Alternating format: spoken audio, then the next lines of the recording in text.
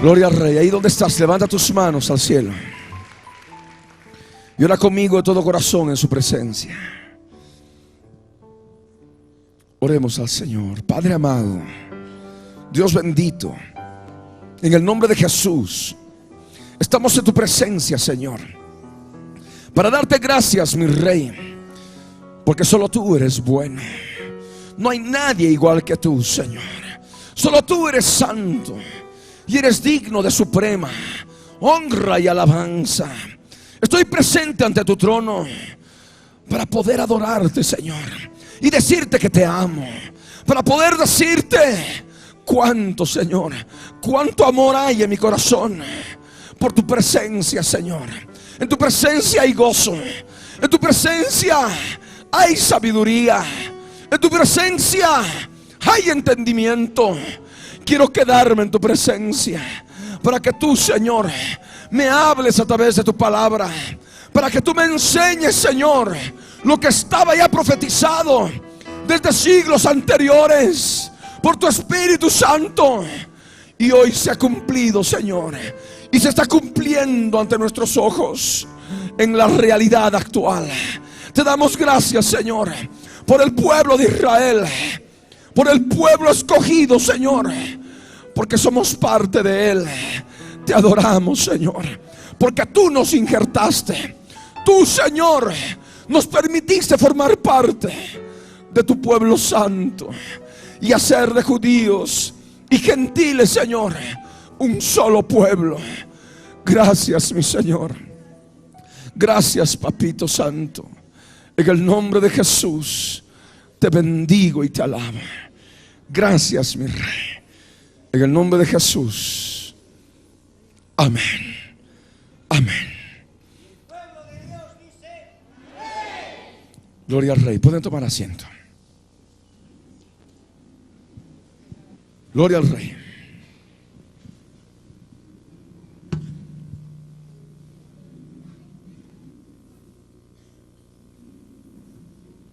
Y termina el murmullo.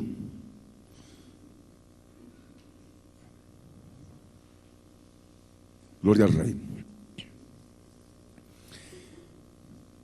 En los días anteriores habíamos visto muchos detalles referentes a la nación de Israel, el origen del pueblo judío y tantos otros detalles que hemos ido viendo conforme a la palabra del Señor.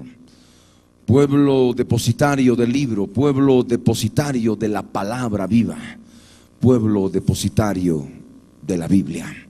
Y a través de ellos nosotros hemos recibido bendición. Hemos podido ver detalles respecto de lo que fue la primera dispersión del pueblo judío, que había sido ya profetizada anteriormente. Hemos podido hablar de detalles en relación al templo, al primer templo judío, el templo de Salomón, que fue destruido como estaba profetizado por Nabucodonosor y los babilonios, y produciéndose de esta manera la primera dispersión del pueblo judío. Muchos retornaron a la tierra de Israel al haberse cumplido la profecía de Jeremías de 70 años, pero otros se quedaron en la dispersión y no volvieron más a la tierra de Israel. Aquellos que volvieron pudieron construir conforme a la palabra de Dios, conforme a la profecía de Ageo y de Zacarías, pudieron construir el segundo templo. El segundo templo que no fue tan majestuoso como el primero.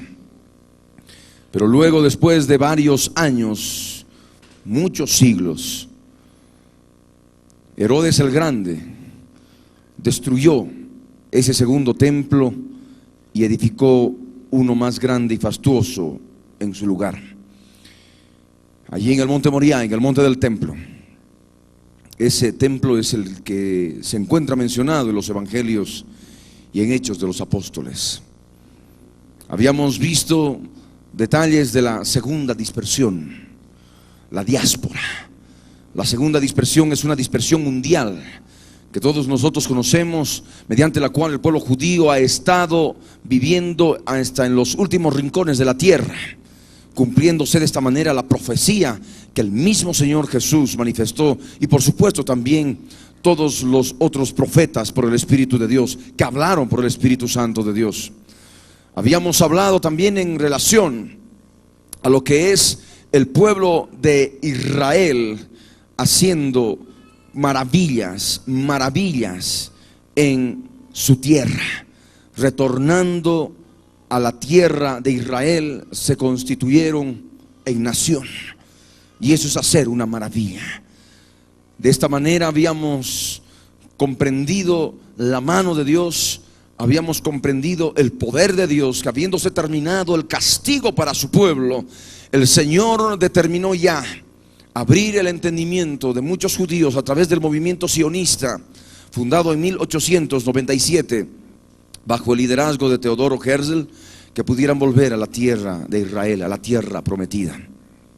Muchos obedecieron, pero aquellos que no quisieron obedecer tuvieron que ser cazados por los nazis, y eso también estaba profetizado.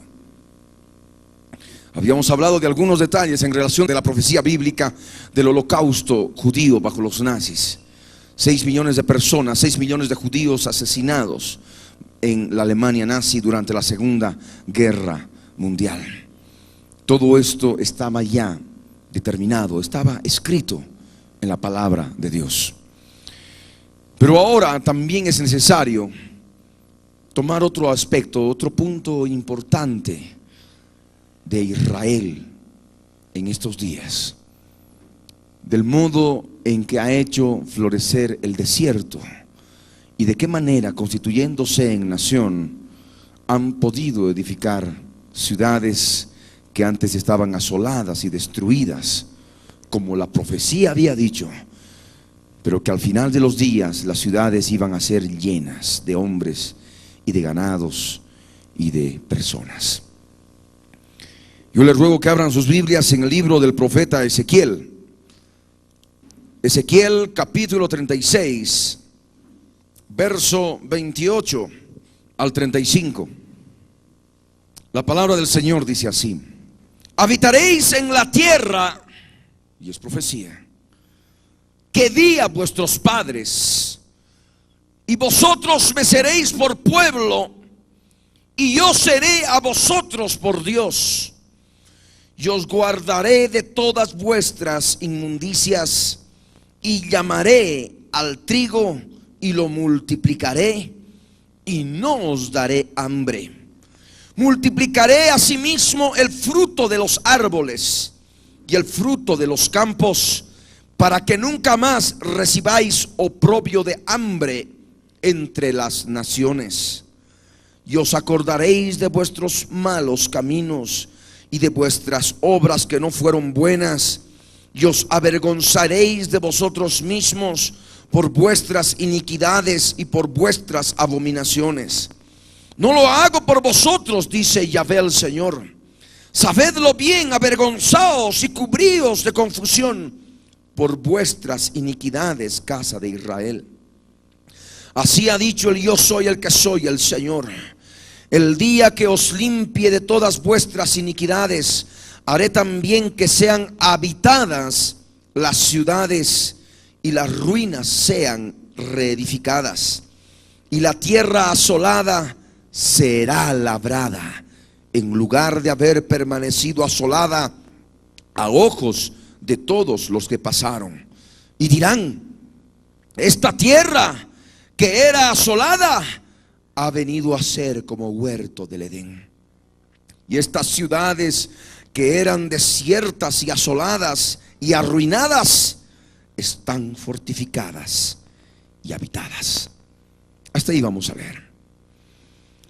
Por supuesto que al hablar de profecía y profecía cumplida recientemente, debemos acudir a textos que manifiesten la historia de Israel desde que se constituyó en nación.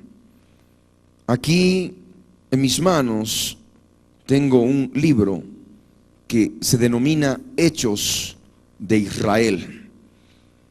Y acá vamos a poder nosotros ver algunos detalles que nos da respecto de la agricultura, respecto de qué modo el pueblo de Israel ha hecho florecer el desierto y ha plantado árboles y ha forestado toda la tierra que estaba desierta y asolada. Y dice así en la página 88 de este libro, con el acápite forestación. Dice: los bosques que otrora cubrieron la tierra de Israel fueron destruidos con el correr de los siglos. La mayoría de los que se ven hoy en día han sido plantados desde comienzos de siglo, cuando se declaró la independencia de Israel en 1948. Había en el país 4.5 millones de árboles. En la actualidad su número llega a casi 200 millones de árboles. Preservación de la naturaleza, dice. La preservación del entorno natural es una de las principales preocupaciones nacionales. Se han legislado severas leyes para proteger la naturaleza y la vida silvestre, siendo ilegal cortar inclusive las flores más comunes que crecen a la vera de los caminos. Encargada del mejoramiento de la preservación de la naturaleza, la Dirección de Reservas Naturales, establecida en 1964, junto con la Sociedad para la Protección de la Naturaleza en Israel, trabajan para equilibrar las necesidades del desarrollo de la infraestructura con la protección del paisaje y el entorno natural. Bajo la supervisión de la dirección se han establecido más de 100 reservas naturales a todo lo largo del país, que abarcan aproximadamente 1000 kilómetros cuadrados.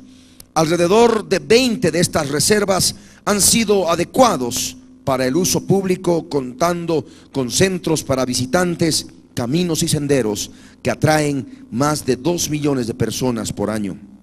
Cientos de plantas y animales, incluyendo robles, palmeras, gacelas, íbices, leopardos y buitres, han sido declarados especies protegidas y se han iniciado operaciones especiales de rescate para asegurar la continuidad de una serie de especies en peligro de extinción.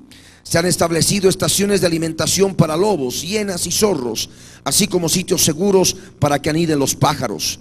Los huevos de las tortugas marinas son recogidos regularmente de la costa del Mediterráneo y colocados en incubadoras. Al romper el huevo, las jóvenes tortugas son devueltas al mar. Inspirados en un profundo sentido del acervo, se han realizado esfuerzos para preservar y reintroducir plantas y animales que existían en tiempos bíblicos y que desaparecieron de la región o corren peligro de extinción. Destinado a reunir y conservar las plantas existentes mencionadas en la Biblia, Neot Kadumim, una reserva de hermoseamiento vegetal en el centro del país, ha plantado jardines con la flora nativa de diversas áreas geográficas de la tierra de Israel en la antigüedad. Los proyectos de vida silvestre bíblica Jaibar fueron establecidos en la Arabá y en el Monte Carmel para reintroducir los animales que en otros tiempos correteaban por las montañas y los desiertos de la tierra de Israel en sus antiguos hábitats naturales. Zoólogos israelíes, expertos en vida silvestre, recorren el mundo buscando esos animales y una vez localizados son traídos a las reservas Jaibar, donde aprenden a acostumbrarse al entorno, siendo posteriormente liberados. Las especies que se están criando actualmente en el país incluyen avestruces, corzos persas, oryx, onagros y burros silvestres somalíes. Aquí nos habla al principio de la forestación y de los montes de Israel. Los montes de Israel que durante siglos fueron una desolación, fueron un desierto. Pero con la llegada del pueblo judío empezaron a florecer. Yo les ruego que abran sus Biblias en Ezequiel, capítulo 36, el verso 1 en adelante. Y dice así: tú, hijo de hombre, profetiza a los montes de Israel y di: montes de Israel, oíd palabra del yo soy el que soy. Así ha dicho el yo soy el que soy, el Señor.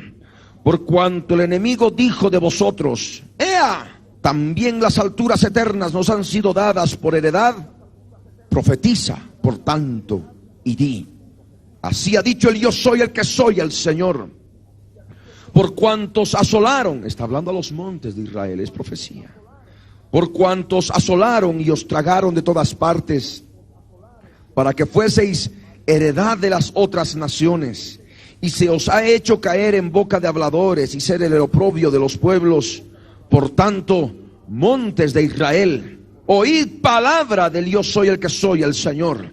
Así ha dicho el yo soy el que soy, el Señor, a los montes y a los collados, a los arroyos y a los valles, a las ruinas y asolamientos, y a las ciudades desamparadas que fueron puestas por botín y escarnio de las otras naciones alrededor. Por eso ha dicho el yo soy el que soy, el Señor: he hablado, por cierto, en el fuego de mi celo contra las demás naciones y contra todo Edom, que se disputaron mi tierra por heredad con alegría. Edom es el nombre bíblico de la actual Jordania. De todo corazón y con enconamiento de ánimo, para que sus expulsados fuesen presa suya. Por tanto, profetiza sobre la tierra de Israel, y di a los montes y a los collados y a los arroyos y a los valles: así ha dicho el yo soy el que soy, el Señor. He aquí, en mi celo y en mi furor he hablado, y por cuanto habéis llevado el oprobio de las naciones, por lo cual así ha dicho el yo soy el que soy, el Señor. Yo he alzado mi mano, he jurado que las naciones que estén a vuestro alrededor han de llevar su afrenta. Mas vosotros, oh montes de Israel, daréis vuestras ramas y llevaréis vuestro fruto para mi pueblo Israel, porque cerca están para venir. En 1897, con el movimiento sionista, que de alguna manera invitaba, alentaba a los judíos a retornar a la tierra de Israel, por supuesto que muchos vinieron a la tierra de Israel y compraron tierras de manos de los árabes, de aquellos que ocupaban la tierra. La compraron por dinero y empezaron a hacer florecer el desierto. Amén. Los montes desérticos habían sido asolados durante siglos, pero ya para ese momento estaban preparados para fructificar. Amén. Porque el pueblo de Israel estaba empezando a llegar de la diáspora. Sigamos leyendo lo que sigue. Porque aquí dice: yo estoy por vosotros, y a vosotros me volveré, y seréis labrados y sembrados, y haré multiplicar sobre vosotros hombres, a toda la casa de Israel, toda ella, y las ciudades serán habitadas y edificadas las ruinas. Multiplicaré sobre vosotros hombres y ganados, y serán multiplicados y crecerán, y os haré morar como solíais antiguamente, y os haré mayor bien que en vuestros principios, y sabréis que yo soy el que soy. Y haré andar hombres sobre vosotros, a mi pueblo Israel, y tomarán posesión de ti, y les serás por heredad, y nunca más les matarás los hijos. Amén. Aquí habla de la fructificación de los montes de Israel. Habíamos leído hace un momento 200 millones de árboles que han plantado en la actualidad desde 1948. Pero hay algo importante también, conforme a lo que leíamos. Los zoólogos judíos, expertos en vida silvestre, recorren el mundo buscando los animales bíblicos, aquellos que habían estado habitando antiguamente en la tierra, ¿verdad? Es lo que hemos leído hace un momento. ¿Y qué es lo que nos dice la palabra? Y os haré morar como solíais antiguamente. Amén. Esa es la palabra. Alguno podrá decir: hermano, está agarrando a un libro de profecía bíblica. No, estos libritos los regalan en la embajada de Israel en La Paz. Así que ustedes pueden ir, un viaje, van y piden en la embajada y les van a regalar estos libritos. Por supuesto que aquí no emplean ninguna cita bíblica o algo respecto a la profecía bíblica, porque ellos todavía de alguna manera están vejados. Pero nosotros, al leer en la Biblia y comparar lo que está escrito aquí, del Israel de hoy, podemos comprender claramente lo que el Señor había determinado para su pueblo. Amén. Por eso estoy dándome el trabajo de leer. Algunos pueden decir, pero hermano, no está leyendo, hemos venido a compartir palabras. Sí, pero es palabra profética. Y la palabra profética, sobre todo la que se está cumpliendo, la que se ha cumplido en los anteriores años, tiene que estar avalada por documentos como estos, tan sencillos. Amén.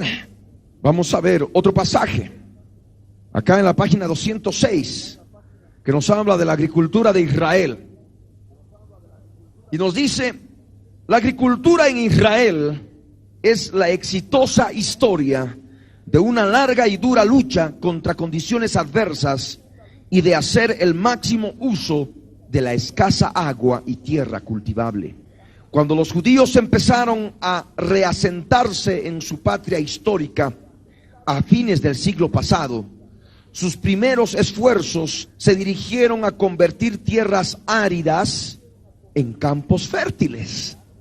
Es profecía bíblica. Amén. Desde que Israel obtuvo su independencia, 1948, el área total cultivada ha aumentado en 2.6 veces, llegando a aproximadamente 500,000 hectáreas.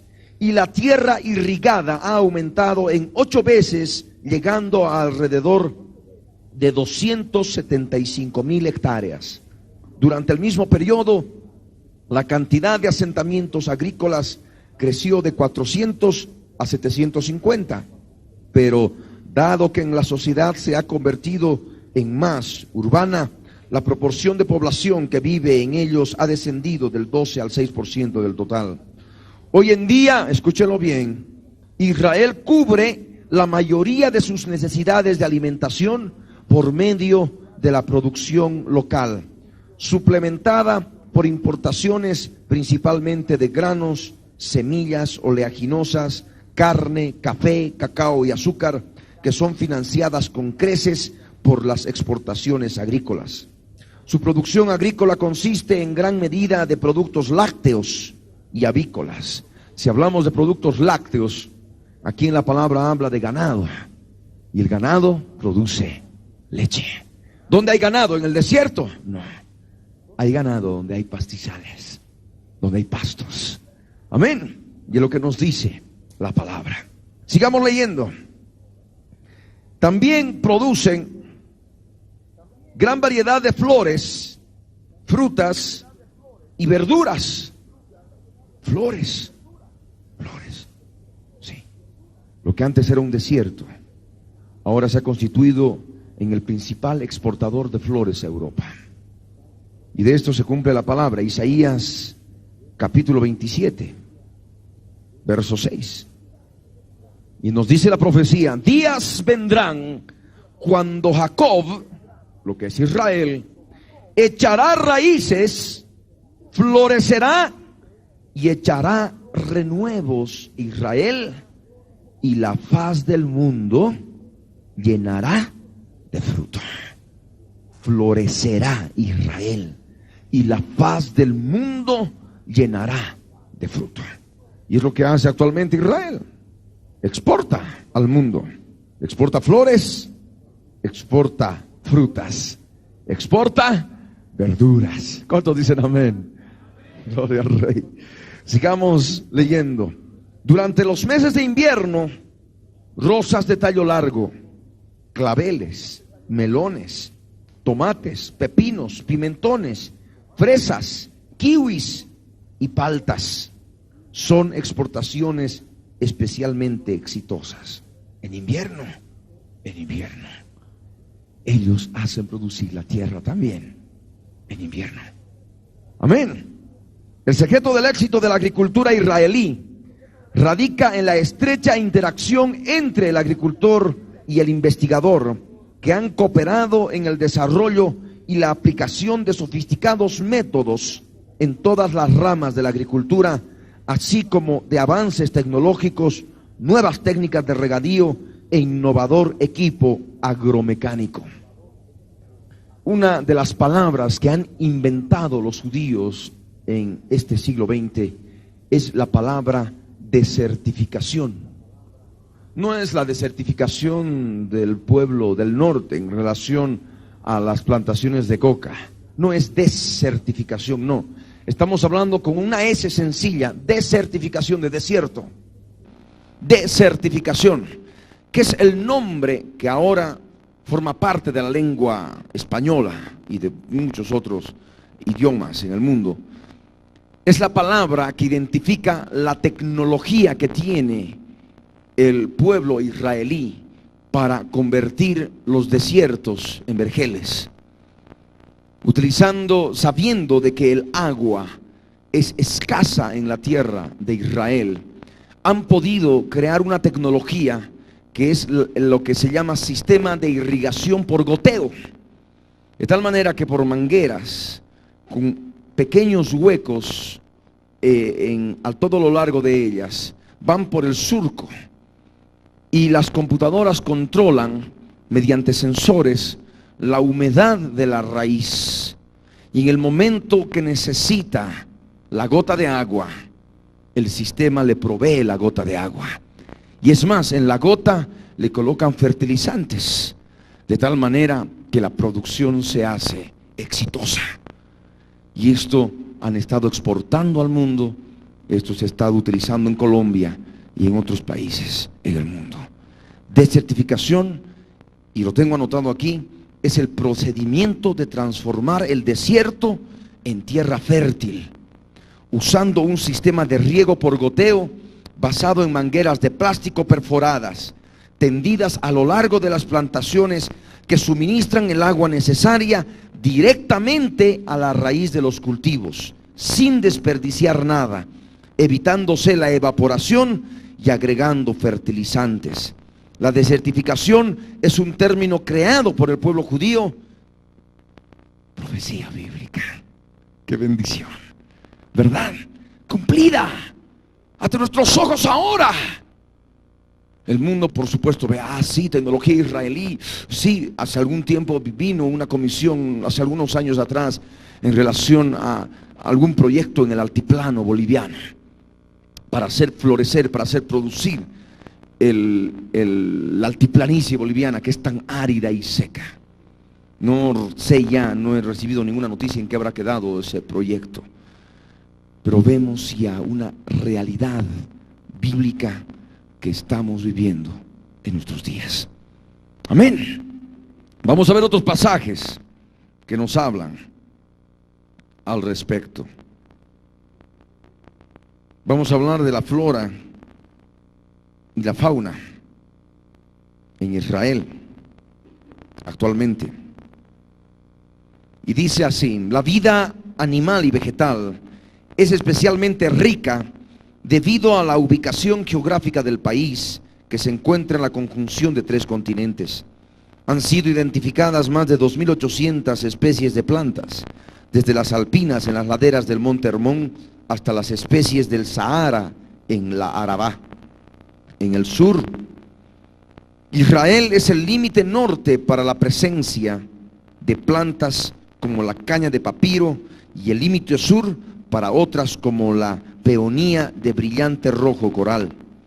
Bosques naturales cubren parte de la Galilea, el Monte Carmelo y otras zonas montañosas. Los principales árboles en estos bosques son pinos, cipreses, robles y pistacheros. En la primavera, los cistos y las espinosas retamas predominan con sus colores rosado, blanco y amarillo.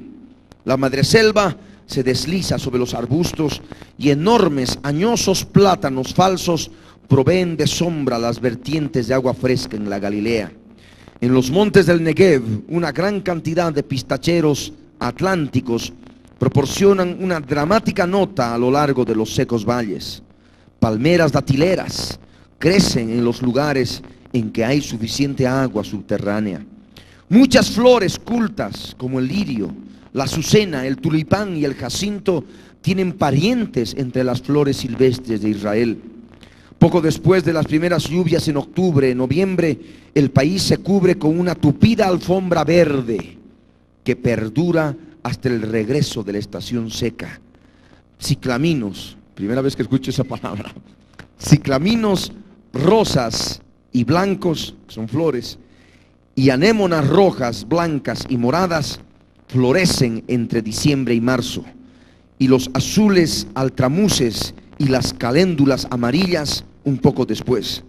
Muchas de las plantas de Israel, como el azafrán y la escila, son geófitas, que acumulan alimento en bulbos o tubos y florecen al final del verano. Sobre los campos revolotean alrededor de 135 variedades de mariposas, de brillantes colores y dibujos. Más de 380 diferentes especies de pájaros pueden ser observadas en Israel. Algunos, como el bulbul común, son pájaros residentes. Otros, como la negreta y el estornino, pasan aquí el invierno, deleitándose con los alimentos que proveen los criaderos de peces y las tierras agrícolas.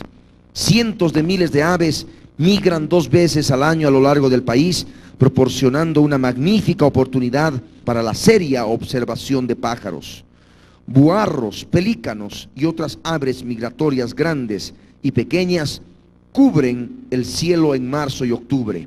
Algunas especies de rapiña, como águilas y halcones, y pequeños pájaros cantores como el cerrojillo hacen su nido en Israel. Delicadas gacelas corretean por las montañas. Zorros, gatos monteses y otros mamíferos viven en las zonas boscosas. Íbices, nubios con sus majestuosos cuernos saltan sobre los peñascos en el desierto. Camaleones, serpientes y lagartijas son algunas de las 80 especies de reptiles que abundan en el país. Qué hermoso, ¿verdad? Está describiendo un vergel, lo que antes era una tierra asolada y desierta. Y es justamente lo que hoy decimos, y causa asombro que sea todo un pastizal, una pradera verde. Lo que hoy decimos está profetizado en la Biblia y está aquí en la palabra. Verso 35, Ezequiel 36, lo que leímos hace un momento. Y dirán: esta tierra que era asolada ha venido a ser como huerto del Edén. Y estas ciudades que eran desiertas, asoladas y arruinadas, están fortificadas y habitadas. La tierra que era un desierto ahora es como un huerto del Edén. Y hay otra profecía, Isaías capítulo 35, nos habla del florecimiento del desierto en los últimos días. Isaías 35, verso 1, vamos a leer, dice: se alegrará el desierto y la soledad, el yermo se gozará y florecerá como la rosa. Florecerá, añade el verso 2, florecerá profusamente y también se alegrará y cantará con júbilo. La gloria del Líbano le será dada, la hermosura del Carmelo y de Sarón. Ellos verán la gloria del yo soy el que soy, la hermosura del Dios nuestro. Amén. Cuando vas por la tierra de Israel, ves lo que se llama la llanura del Sarón, que va al norte de Tel Aviv, hacia la frontera con el Líbano, a orillas del mar Mediterráneo. Y es una llanura verde, verde, verde ahora. Es la llanura del Sarón. El monte Carmelo es un monte y está a sus pies está la ciudad de Haifa. Y allí ese monte Carmelo y la misma ciudad de Haifa es muy parecida a la ciudad de La Paz, con subidas y bajadas. Y ahí se puede ver el verdor de esa tierra que durante muchos siglos fue asolada y desierta. El monte Carmel o el monte Carmelo ahora ha florecido. Amén. Vamos a ver otros detalles que nos da este libro turístico de Israel. No podemos hablar de la profecía bíblica respecto del florecimiento del desierto en la tierra de Israel sin que mencionemos los famosos kibbutz y los moshavs. Acá en la página 102 de este libro dice así: Cerca del 10% de la población vive en áreas rurales, la mayoría en dos marcos cooperativos singulares, el kibutz y el moshav, que se desarrollaron en el país desde comienzos del siglo XX. Ya vemos cuando el Señor empezó a llamar a su pueblo para retornar a la tierra de Israel. El kibutz es una unidad social y económica en la que las decisiones son adoptadas por la Asamblea General de sus miembros y la propiedad y los medios de producción son de pertenencia comunal. Las comidas preparadas en una cocina central se sirven en un comedor común. La ropa es lavada, remendada y distribuida por una lavandería central. Los miembros trabajan en las diversas ramas de la economía del kibutz, mientras que el trabajo en el comedor, la cocina y otros deberes se cumple en forma rotativa. No se recibe ningún pago por el trabajo realizado, pero se provee a los miembros todas sus necesidades. Los niños se crían juntos en una comunidad infantil, viviendo, comiendo y estudiando juntos. Cerca del 3% de la población del país vive en 270 kibutzim, siendo tradicionalmente la columna vertebral de la agricultura israelí. Los kibutzim se han volcado también en los últimos años a la industria y al turismo. Hoy en día una gran parte de sus ingresos proviene de esas ramas, la agricultura. Amén. Ellos manifiestan, y esto ya desde principios de este siglo, vivir en común. Nadie es dueño de nada. Todos viven en común, todo es de todos, y todos suplen las necesidades de todos. Y de esto podemos recordar un principio que no precisamente corresponde al Antiguo Testamento, sino está en el Nuevo Testamento. Y vamos a leer la palabra, que en este momento sí recuerdo. Hechos de los Apóstoles, capítulo 2, verso 44 y 45. Aunque es un principio cristiano, por supuesto que ha sido dado por Dios, y de la misma manera ha sido revelado a principios de siglo a los judíos a través de los kibutzim. Y dice: todos los que habían creído estaban juntos y tenían en común todas las cosas, y vendían sus propiedades y sus bienes y los repartían a todos según la necesidad de cada uno. ¿Cuántos dicen amén? Y ahí, aquí está, vemos que es el mismo Dios. El mismo Dios de Israel es el mismo Dios de los cristianos. Los judíos fueron sensibles a la voz de Dios y se organizaron en forma común. Y por supuesto establecieron los famosos kibutz o kibutzim. Hay otra forma de trabajo en el área rural, los famosos moshavs, el moshav. ¿Y qué nos dice este librito? El moshav es una aldea agrícola en la que cada familia mantiene su propia granja y hogar, y la cooperación se extiende a las compras, al mercadeo y a la proporción de servicios comunitarios. Los aproximadamente 450 moshavim, con un promedio de 60 familias cada uno, comprenden alrededor del 3.5% de la población del país y abastecen una gran parte de la producción agropecuaria del país. Tanto los kibutz como los moshavs son importantes en la agricultura, y tenemos que hablar de agricultura si estamos hablando del florecimiento de la tierra de Israel. Amén. Vamos a ver otro pasaje que está en la Biblia, que está en Amós, capítulo 9, verso 14, que nos habla también de la agricultura floreciente del pueblo de Israel en los últimos días. Amós capítulo 9, verso 14 dice: y traeré del cautiverio a mi pueblo Israel, y edificarán ellos las ciudades asoladas, y las habitarán, plantarán viñas, y beberán el vino de ellas, y harán huertos, y comerán el fruto de ellos. Y el verso que sigue, verso 15, pues los plantaré sobre su tierra y nunca más serán arrancados de su tierra que yo les di, ha dicho el yo soy el que soy, Dios tuyo. Amén. Yo me gozo cuando leo esta palabra, la profecía bíblica, y vemos que se va cumpliendo y se está cumpliendo en nuestros días.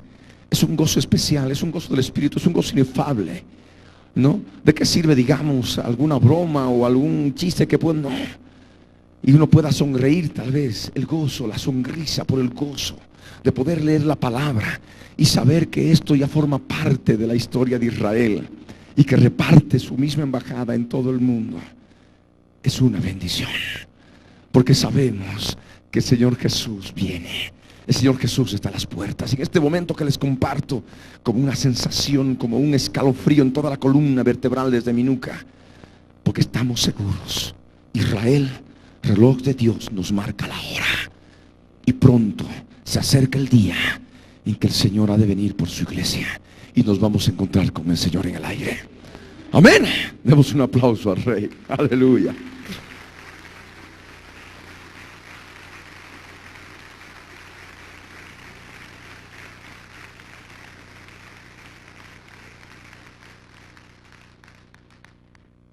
Por supuesto que hay mucho que hablar en relación a Israel, pero vamos a ver otro punto que es importante. Así como el cuerpo sin cabeza no tiene vida, no se podía considerar la restauración del Estado de Israel como nación bíblica sin que tenga como capital a la ciudad de Jerusalén. Jerusalén tenía que ser recuperada por los judíos. Jerusalén tenía que ser capital del Estado de Israel. Cuando nació a la vida el Estado de Israel en 1948, no contaba como capital a Jerusalén. Tuvieron que pasar 19 años, casi 19 años, hasta 1967. Más de 19 años, sí, y a junio. Y de esa manera, en la que se llama Guerra de los 6 días, o como otros la llaman también, la Guerra de los 7 días, el pueblo judío recuperó la ciudad de Jerusalén. Amén. Y vamos a leer lo que nos dice el profeta Isaías. Isaías, que profetiza el nacimiento de la nación de Israel al final de los días, pero acompañada de Jerusalén. Y eso es lo que ocurre. Isaías 66, verso 8. Verso 8 al 11. Vamos a leer. Dice: ¿quién oyó cosa semejante? ¿Quién vio tal cosa? ¿Concebirá la tierra en un día? ¿Nacerá una nación de una vez? Pues en cuanto Sión estuvo de parto, dio a luz sus hijos. Yo que hago dar a luz, no haré nacer, dijo el yo soy el que soy. Yo que hago engendrar, impediré el nacimiento, dice tu Dios. Alegraos con Jerusalén y gozaos con ella todos los que la amáis. Llenaos con ella de gozo todos los que os enlutáis por ella, para que maméis y os saciéis de los pechos de sus consolaciones, para que bebáis y os deleitéis con el resplandor de su gloria. Durante siglos el pueblo judío se despedía y decía: el próximo año en Jerusalén. El próximo año en Jerusalén. Año tras año, siglo tras siglo, desde la dispersión mundial. Y no había cuando llegue, no había cuando llegue ese momento. Recuperaron la tierra de Israel, se constituyeron en nación, como estaba profetizado. Primeramente la nación, en el verso 8. Y después tendría que venir la alegría de volver a Jerusalén. Amén. Y de eso nos habla el verso 10. El orden de los acontecimientos proféticos nos da Isaías. En el verso 8 y el verso 9 nos habla de la nación, del Estado de Israel. Y en el verso 10 nos habla recién de Jerusalén. Amén. Y en mis manos tengo un libro que se denomina La Guerra de los 6 días, de A.J. Barker. Es editorial San Martín. Es una colección de libros de campañas del siglo XX. Y acá en este libro, en La Guerra de los 6 días, vamos a ver de qué manera el autor, que era un militar inglés que estuvo en la tierra de Israel en la Guerra de los 6 días, vamos a ver cómo nos describe la manera en que el pueblo judío, el ejército de Israel, recupera Jerusalén y recupera lo que había sido antes el templo, el lugar del templo, que durante siglos había estado en manos de gentiles. Y dice así, en su página 121: con los primeros calores del sol mediterráneo, un batallón de paracaidistas siguió a una sección de Shermans por la carretera de Jericó hacia la puerta de San Esteban.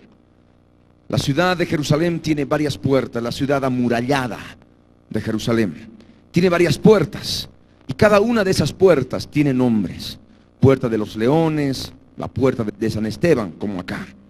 Y dice así: los paracaidistas siguió a una sección de Shermans, los Shermans son unos tanques, por la carretera de Jericó hacia la puerta de San Esteban, conocida por los israelíes como la puerta del león.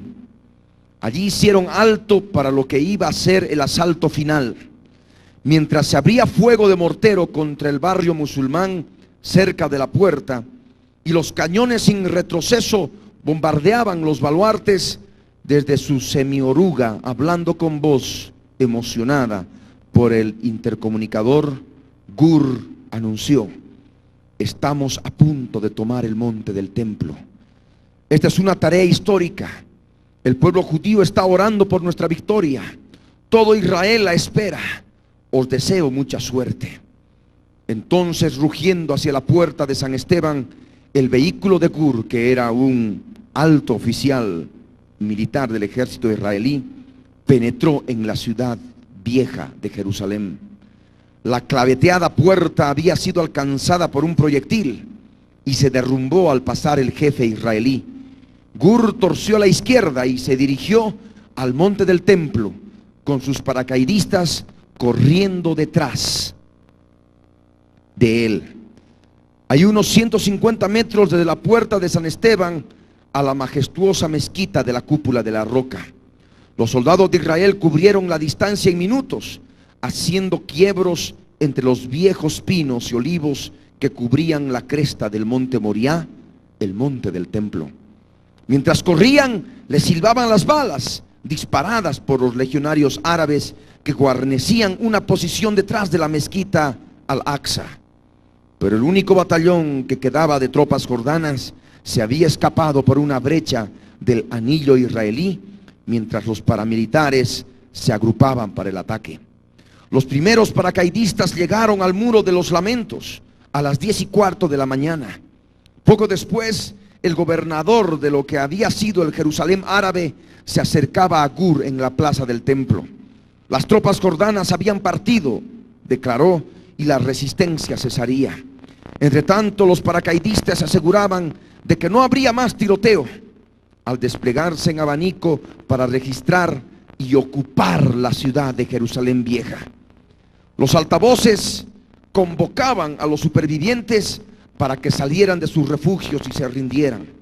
Pero todavía silbaban las balas cuando el rabino, jefe del ejército de Israel, general de brigada, Shlomo Goren, llegaba al muro de los lamentos para dirigir la oración de una arrobada reunión de paracaidistas sudorosos y ministros del gobierno. Con los pergaminos de la ley en la mano izquierda, y un cuerno de carnero, el shofar, traído a Israel por un internado en el campo de concentración alemán de Belsen, en la derecha, el rabino tocó solemnemente una llamada al regocijo. Para muchos israelíes no importaría ahora si la guerra no progresara más, porque este acto para ellos significaba una victoria completa. Lo que estaba ocurriendo en el Sinaí era más sensacional y ciertamente mucho más importante desde el punto de vista militar que la captura de la ciudad santa. Pero el muro de los lamentos había simbolizado las esperanzas nacionales judías por espacio de 1897 años de dispersión. Gur resumió la actitud de los israelíes cuando, de pie ante las grandes piedras, dijo: ninguno de nosotros ha visto nunca en vida o ha hecho algo tan grande como lo que él ha realizado hoy. El general Moshe Dayan figuraba entre las primeras personalidades de Israel que contemplaron las viejas piedras del segundo templo. A su lado, los soldados, con fusiles o bazucas al brazo, permanecían con la cabeza inclinada, como pronunciando una plegaria intransigente, y decían: hemos vuelto al más sagrado de nuestros santuarios para jamás apartarnos de él. Amén. Gloria al Rey. He ahí el cumplimiento de la profecía bíblica. Este hombre, este autor, este coronel inglés que estuvo allí presente y que escribe con lujo de detalles los acontecimientos en la guerra de los 6 días, manifiestan claramente el poder de Dios para con su pueblo. Analizando, y eso lo vamos a poder hacer a través de un documental que ya de alguna manera se está preparando y lo van a poder ver a través de la televisión. Ustedes van a poder glorificar al Dios eterno, ver de qué manera el pueblo egipcio, por ejemplo, que formaba parte de la guerra en contra de Israel, los soldados egipcios huían como mujeres delante de los judíos. Abandonaban sus tanques, tanques poderosos, tanques rusos tremendos, los dejaban ahí en el desierto.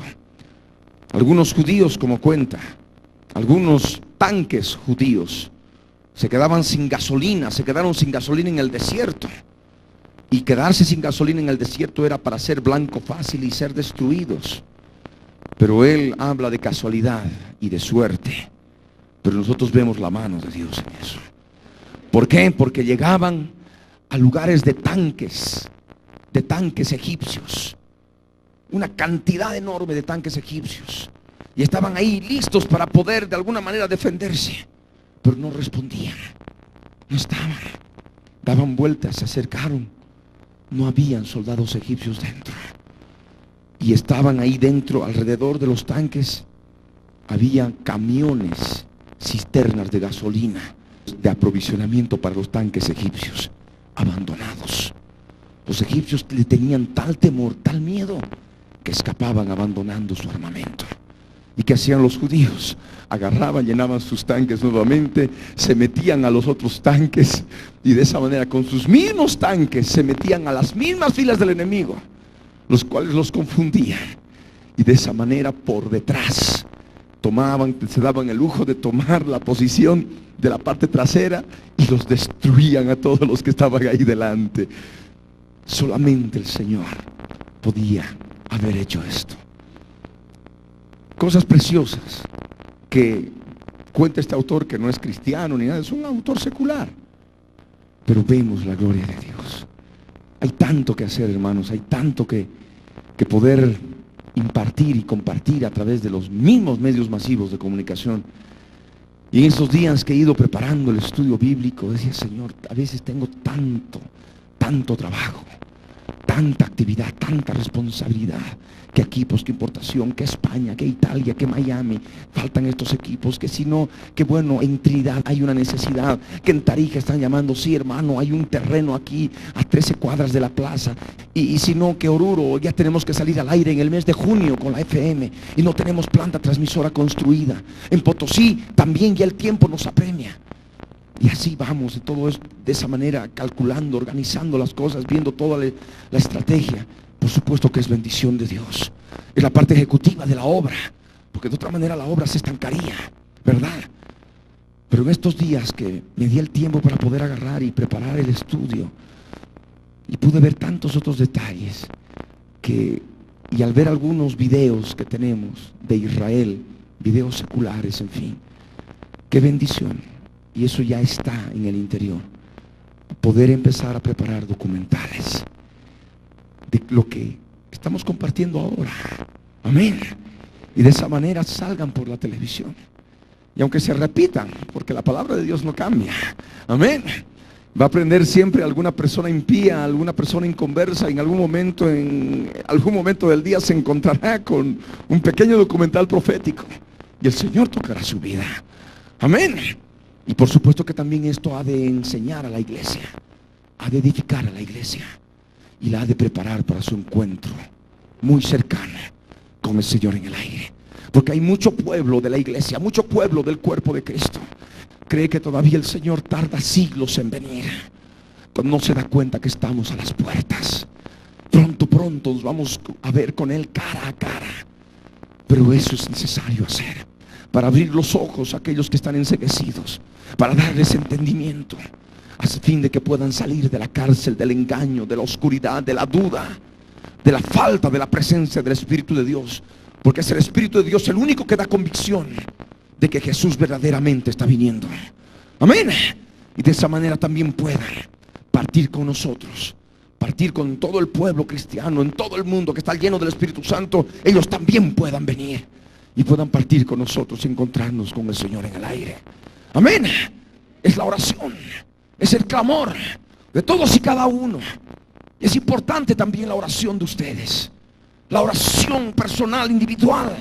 No solamente ver el aspecto personal, mi vida, mi familia, y ahí acaba todo. No, abre tu entendimiento, abre tus ojos, para que puedas ver el propósito que el Señor tiene con esta obra, de la cual tú formas parte. Tú eres columna, tú eres baluarte, tú eres atalaya, tú eres centinela, para que el Señor pueda glorificarse. La oración por todos los hermanos, por todas las personas que trabajan en la obra nacional. Amén. A fin de que Satanás no se introduzca, no cause problemas. Porque estamos, sí, efectivamente, estamos en lucha, en constante ataque. Gloria al Rey. Vamos a ponernos de pie.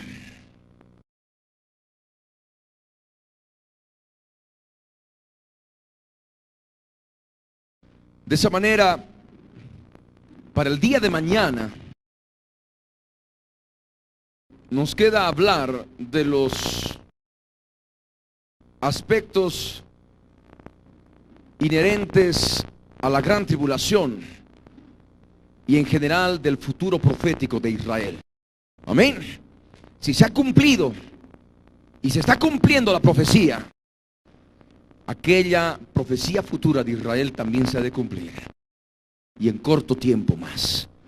Así que el día de mañana vamos a tocar todo ese tiempo de angustia de Jacob, lo que es la gran tribulación conocida por todos ustedes, y el tiempo previo de ese tiempo de angustia de Jacob, que ha de durar 3 años y medio, tiempos y medio tiempo, 42 meses, la gran tribulación. Amén. Ahí donde estás, cierra tus ojos y ora conmigo en la presencia del Señor, de todo corazón. Ahí donde estás. Padre amado, en el nombre de Jesús, queremos darte gracias, Señor, porque solo tú eres bueno. Tú eres santo y verdadero. Has determinado, Señor, que tu pueblo retorne a la tierra de Israel. Se constituye en estado, Señor, pero no podía ser un estado completo sin la captura, Señor, la reconquista de la ciudad de Jerusalén como capital del nuevo Estado de Israel. Te damos gracias, Señor, porque tu palabra bendita es verdadera. Y por tu palabra, Señor, ha florecido el desierto. La tierra asolada y desierta ahora ha venido a ser como huerto del Edén, llena de árboles, Señor, de animales, de flores, de frutos, Señor. Oh Dios del cielo, queremos darte gracias, porque en este tiempo, Señor, vemos tu gloria, vemos tu magnificencia, Señor. Lo que tantos otros en siglos pasados quisieron ver y oír, Señor, hoy lo estamos viendo, hoy lo estamos oyendo, Señor. Te damos gracias, Padre, por tu misericordia, Señor eterno. En el nombre de Jesús te damos gracias, Señor, por impartirnos fe, porque ahora, Señor, cada día que pasa, en la medida que hemos ido aprendiendo tu palabra de Israel como reloj tuyo, tenemos la certeza, tenemos la seguridad de que tú vienes por nosotros, de que pronto, pronto, Señor, nos encontraremos contigo en el aire. Te damos gracias, Señor, por esta promesa. Gracias, Salvador. Gracias, Redentor. Gracias, bendito Dios. En el nombre de Jesús queremos adorarte. En el nombre de Jesús queremos exaltarte. Gracias, gracias, Señor. Ven pronto, Señor Jesús. Ven pronto, mi Señor. En el nombre de Jesús yo te clamo. Haz tu obra, Señor, tu preciosa obra, mi Rey. Solo tú eres bueno, solo tú eres santo. Déjanos adorarte, Señor.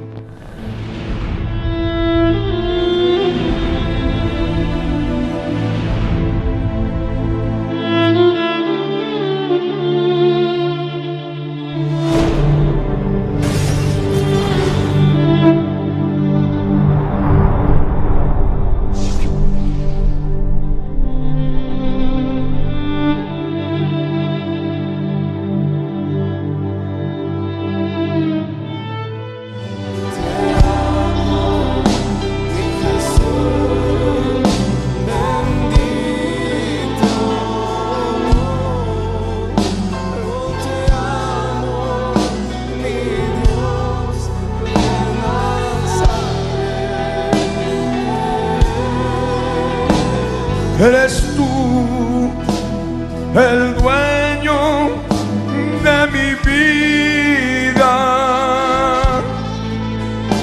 quien pagó precio de sangre, me redimió de la mano de Satanás. Tú eres mi vida, mi supremo redentor. Eres tú mi perla más preciada, mi Señor Jesucristo de Nazaret. Quiero hoy entregarte mi vida, abrazado, besando tus pies. Te amo,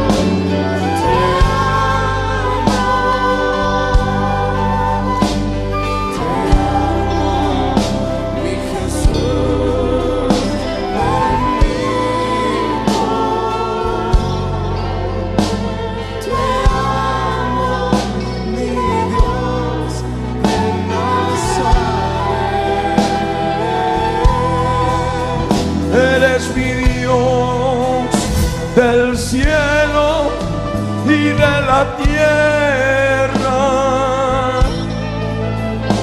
mi Señor del universo.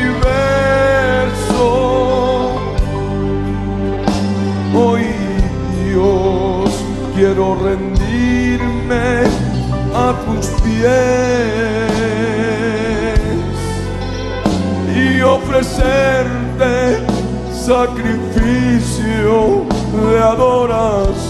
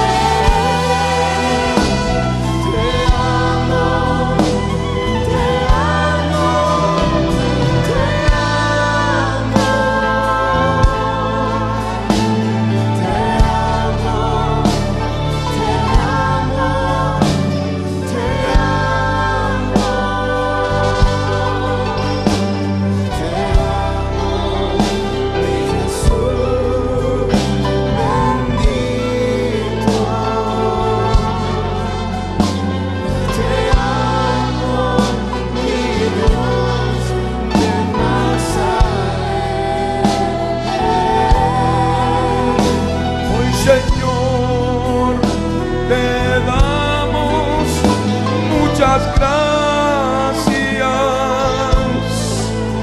porque en este día nos reunimos para alabarte, recordando que tú fundaste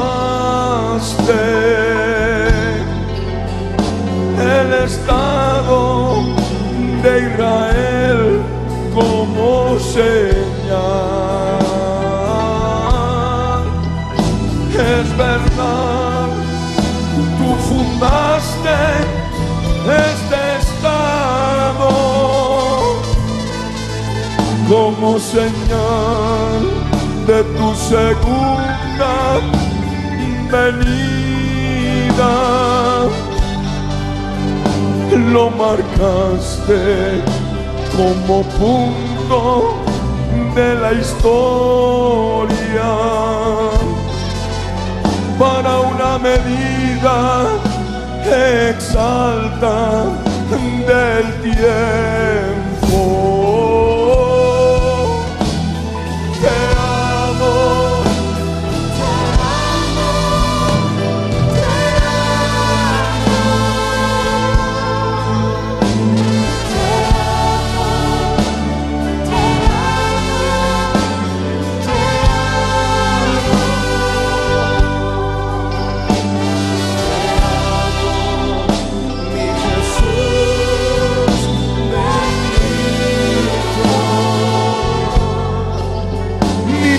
Amado, que controlas el tiempo, en este día queremos adorarte y expresarte nuestro amor sincero, porque tú fundaste el Estado de Israel como inicio de la medida del tiempo. Quiero hoy ofrecerte mi sacrificio, sacrificio de admiración.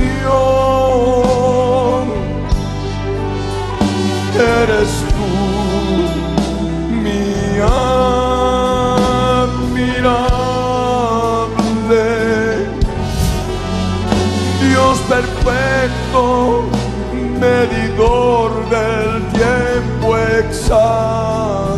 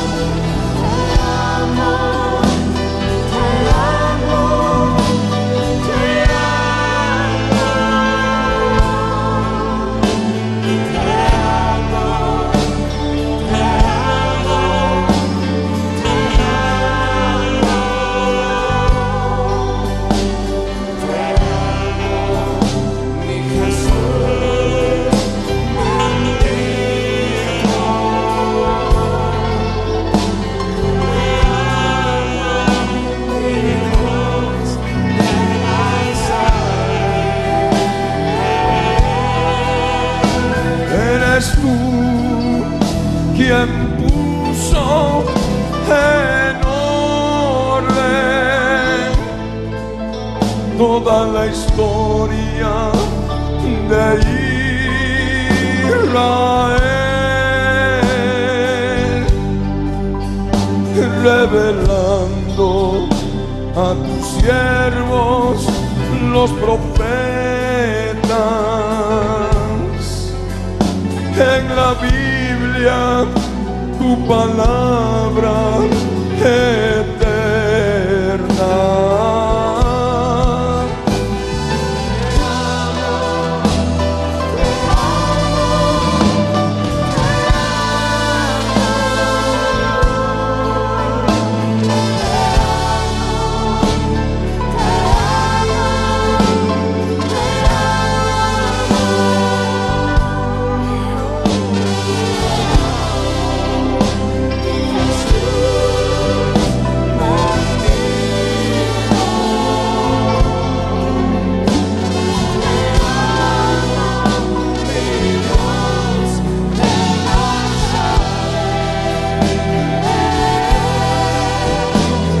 Admirable Dios eterno, Rey amado, quiero ofrecerte hoy mi alabanza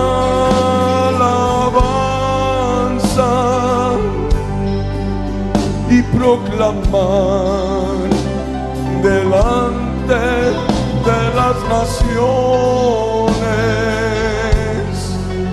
que eres eterno, testigo exacto de la historia de Israel. Te amo, te amo,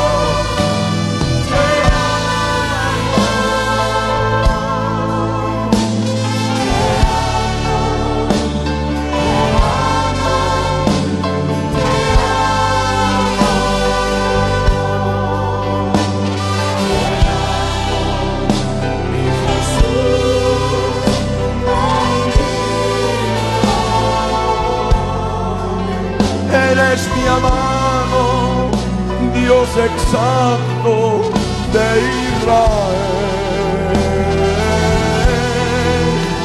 En este día quiero hoy ofrecerte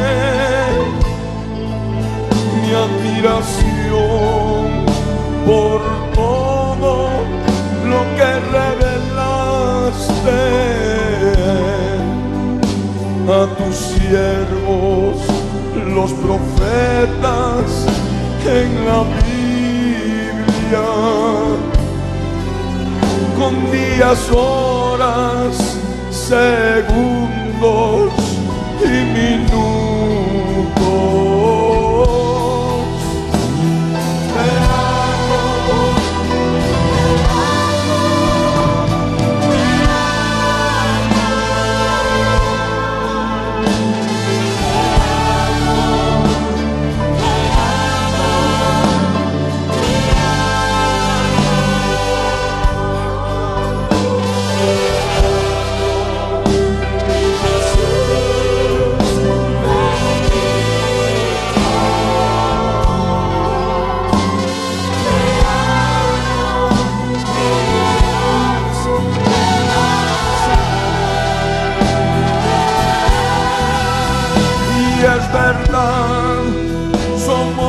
testigos de tu gloria. Dios perfecto, medidor de las horas.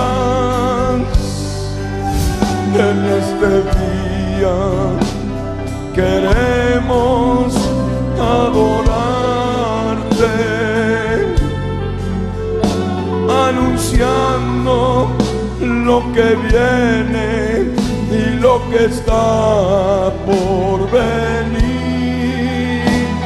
Te amo, te amo, te amo,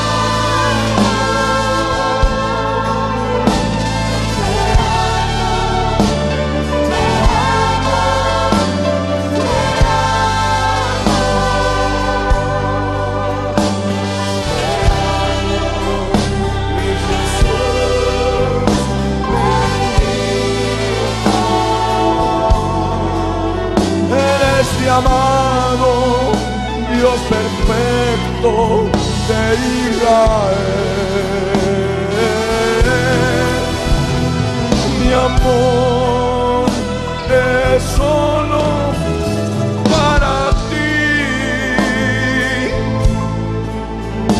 Mi amor es solo de ti. Yo quiero hoy delante de las naciones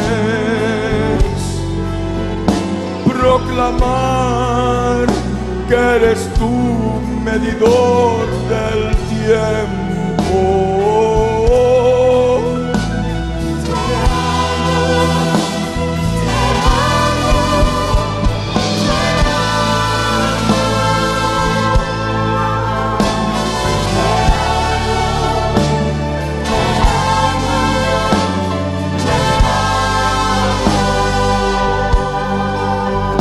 Dios exacto en la medida del tiempo,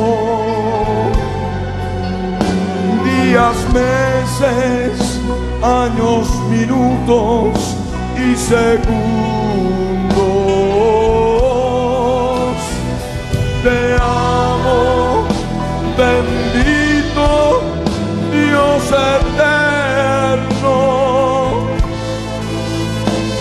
pusiste a Israel como reloj que nos ayuda a poner en orden la historia de los sucesos que vienen pronto a suceder.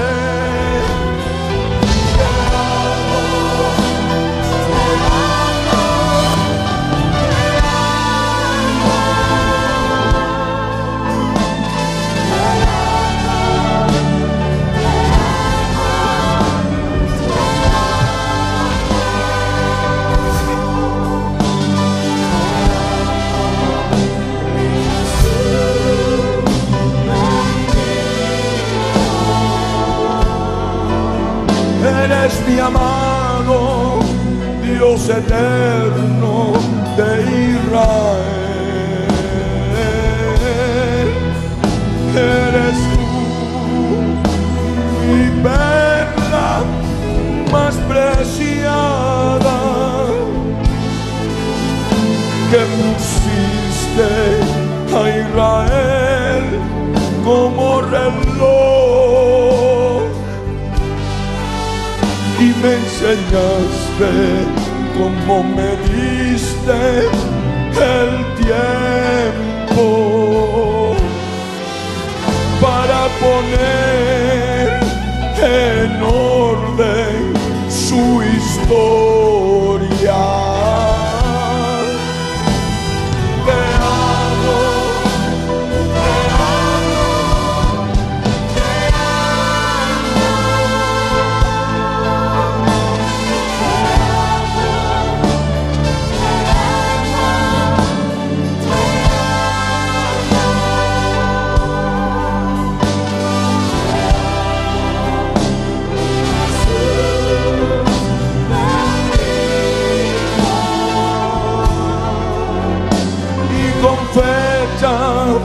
calculada, anunciamos tu venida. Te amamos, Dios eterno, te esperamos.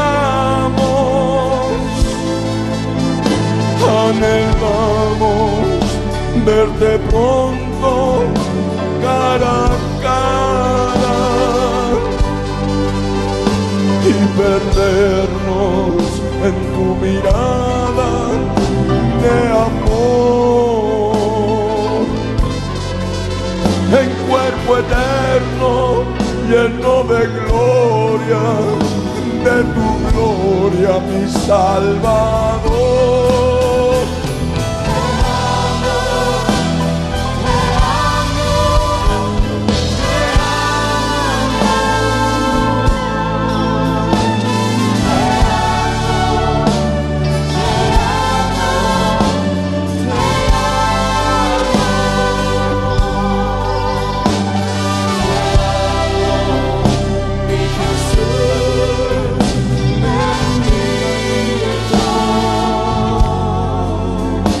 Días, meses, años, horas, minutos y segundos, revelaste así la medida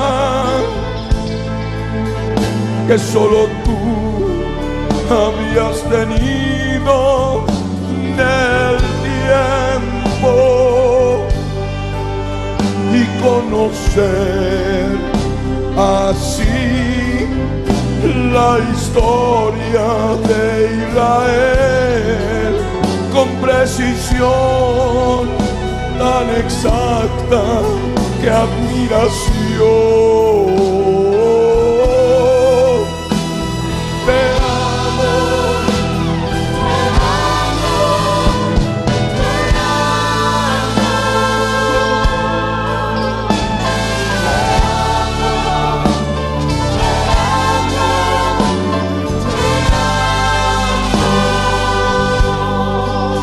mi Dios amado, eres tan exacto.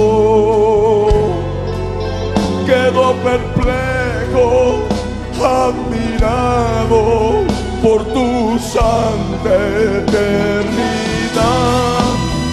Recibe ahora mi suprema alabanza en este mes de mayo 2014.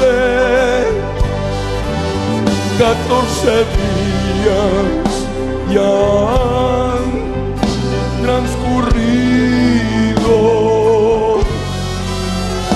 recordando en este día tus misericordias, porque tú fundaste el Estado de Israel como señal que nos anuncia tu venida.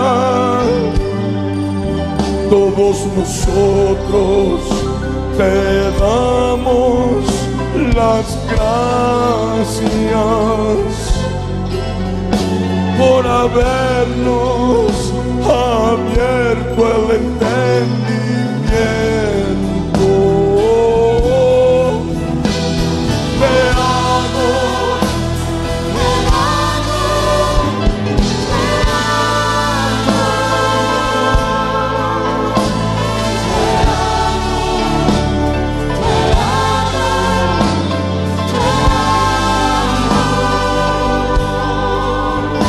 la higuera ha florecido,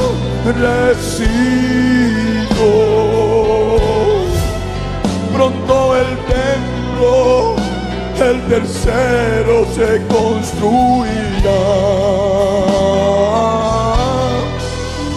y así la higuera estará florecida el estado de Israel con Jerusalén,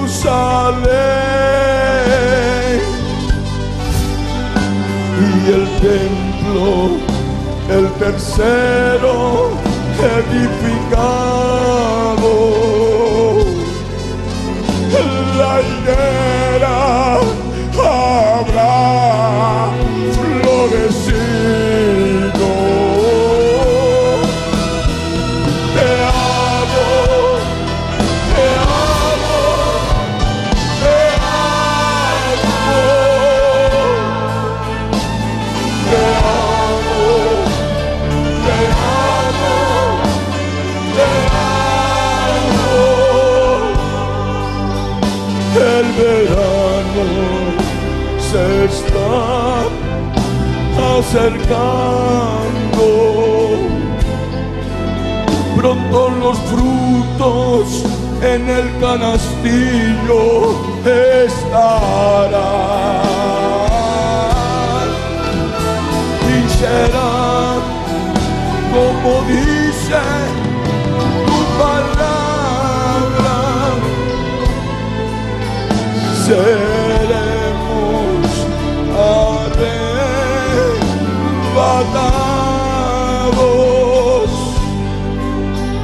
y nos reuniremos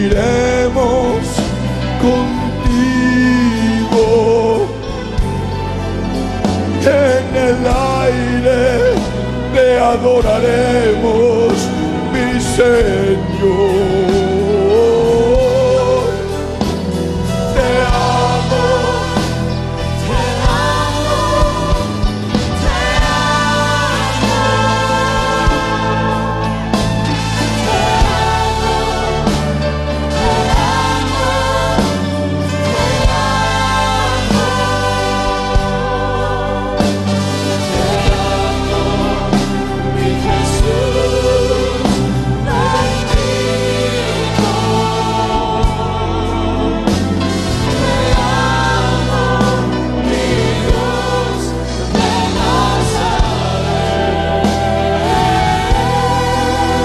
Recibe hoy nuestra alabanza y adoración,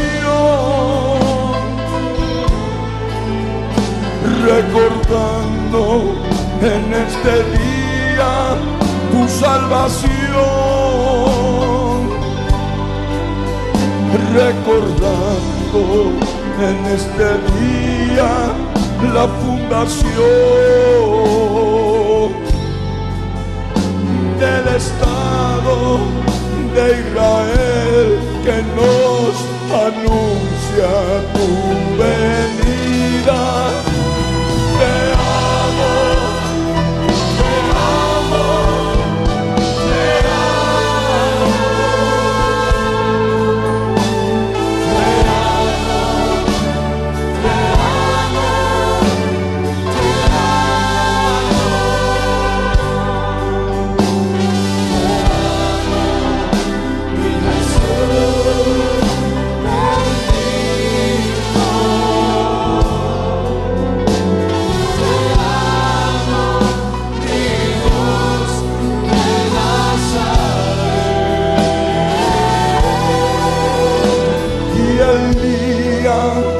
y la hora tú lo sabes, ni los ángeles ni principados no lo saben, solo tú, mi Dios amado. Sabías la hora, el día de tu venida, y así como fue en los días de Noé, a Noé le revelaste el día y la hora. Y también la historia se repite. en esta obra revelaste lo mismo. Porque si solo tú conoces el día y la hora revelada, como lo fue en los días de Noé, en los días antes del diluvio. Te amo, te amo, te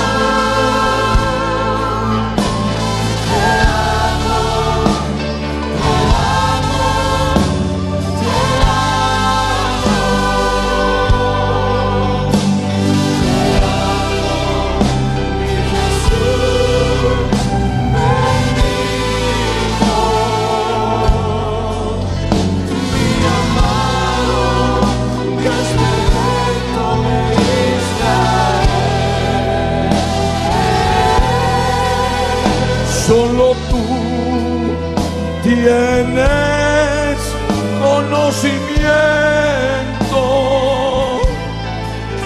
de la medida del tiempo de Israel, y en el segundo exacto determinaste que se fundara el estado profetizado. Desde ya más de 2500 años, así revelaste a Ezequiel y Moisés a través de la ley que le entregaste, nos enseñaste a entender. Eres mi Dios admirable, Dios bendito, Dios amado, quiero entregarte mi vida, mi Dios de amor. En este día quiero admirarte, mi Señor.